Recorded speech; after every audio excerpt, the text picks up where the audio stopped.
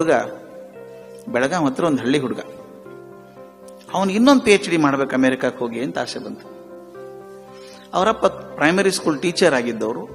ಬಡತನ ಈಗೆಲ್ಲ ಅಮೆರಿಕಕ್ಕೆ ಕಳಿಸೋ ಸ್ವಲ್ಪ ಸುಲಭ, ಅದು ತುಂಬಾ ಕಷ್ಟ ಆಯ್ತು. I am talking 45 years ago.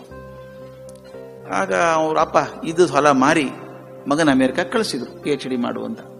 ಇವನು ಹೋಗಿ ಏನ್ ಮಾಡ್ದ, PhD ಮಾಡ್ತಾ ಮಾಡ್ತಾ ಅಲ್ಲಿ ಅಮೆರಿಕನ್ ಹುಡುಗಿನ ಮದುವೆ ಆದ. ಮಾದ್ರು ಅಪ್ಪ ಅಮ್ಮನಿಗೆ ಹೇಳಲಿಲ್ಲ ಮದುವೆ ಆಗಿದ್ದೀನಿ ಅಂತ. ಭಯಾನೋ ಏನ್ ಹೇಳೋದು ಅನ್ನೋ ಗೊತ್ತಿಲ್ಲ, ಹೇಳಿಲ್ಲ.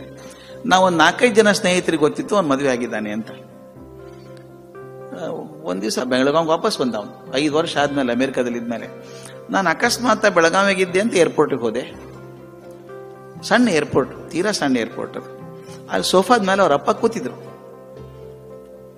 ಹಳೆ ಕಾಲದ ಮನುಷ್ಯರು, ಈ ಹಳದಿ ಆದಂತ ಒಂದು ಧೋತ್ರ, ಮುದ್ದೆ ಆಗಿದೆ, ಮುದ್ದೆ ಆದ ಕೋಟು, ತಲೆ ಮೇಲೆ ಒಂದು ಟೊಪ್ಪಿಗೆ, ಮುಖದ 4 ದಿವಸದ ಗಡ್ಡ, ಕೈಯಲ್ಲೊಂದು ಗುಲಾಬಿ ಹೊಡ್ಕೊಂಡು ಕೂತಿದ್ದಾರೆ.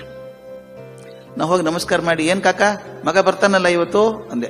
ಹೌದಪ್ಪ, ಅದಕ್ಕೆ ಕಾಯ್ತಿದ್ದೇನೆ, ನೋಡೇ ಇಲ್ಲಲ್ಲ. ಅವಾಗೆಲ್ಲ ಸ್ಕೈಪ್ ಇಲ್ಲ, ಏನಿಲ್ಲ. ಪಾಪ 5 ವರ್ಷ ನೋಡೇ ಇಲ್ಲ ಮಗನ, ಬರ್ತಾನೆ ಈಗ ಅಂತ ಒಳಗೆ ಹೋದೆ ನಾನು.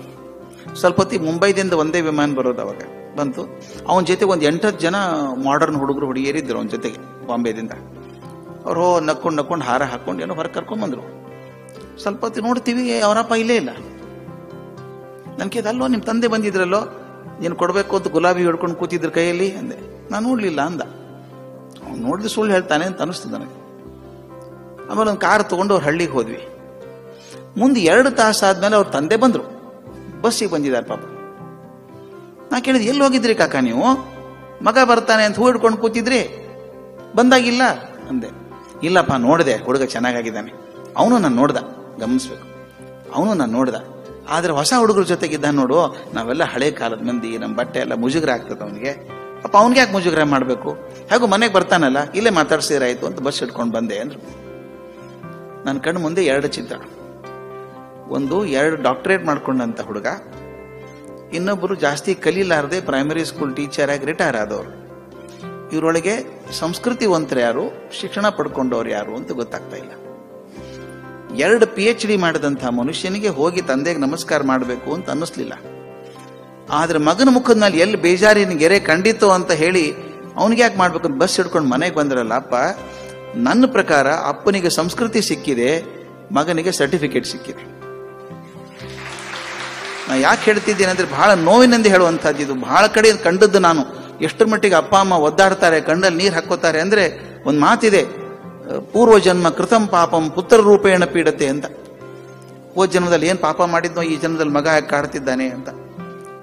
ಎಷ್ಟು ತನ ಕಷ್ಟಪಡಿಸ್ತೀವಿ ನಾವು ಅಂತಂದಾಗ, ಯಾವುದು ಸಂಸ್ಕೃತಿ ಅನ್ಬೇಕು ಸ್ವಾಮಿ ನಾವು? ಯಾವ ಸಂಸ್ಕೃತಿ ನಮ್ಮದು ಅಂತಂದ್ರೆ, ನನಗೆ ಜನ್ಮ ಕೊಟ್ಟಂಥವ್ರು, ನನಗೋಸ್ಕರ ಜೀವನ ಶ್ರಮಿಸಿದಂಥವ್ರು ನಮ್ಗೆ ಗೊತ್ತಿಲ್ಲ. ದಯವಿಟ್ಟು ನೆನೆಸ್ಕೊಳ್ಳಿ, ನಾವು ಹುಡುಗರಾಗಿದ್ದಾಗ ಒಂದು ಹುಳು ಇದ್ದಂಗಿದ್ವಿ.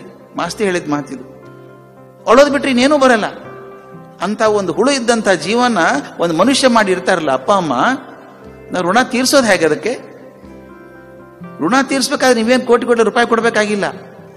ಒಂದು ಗೌರವ ತೋರಿಸಿ, ಒಂದು ಪ್ರೀತಿ ತೋರಿಸಿ, ನಿಮ್ಮಿಂದ ಏನೂ ಅಪೇಕ್ಷೆ ಮಾಡದಂತ ಜೀವಗಳು. ಅದಕ್ಕೆ ಅದು ಮಾಡೋದಾದ್ರೆ ಸಂಸ್ಕೃತಿ, ಇಲ್ಲದೆ ಹೋದ್ರೆ ಸರ್ಟಿಫಿಕೇಟ್ ಮಾತ್ರ.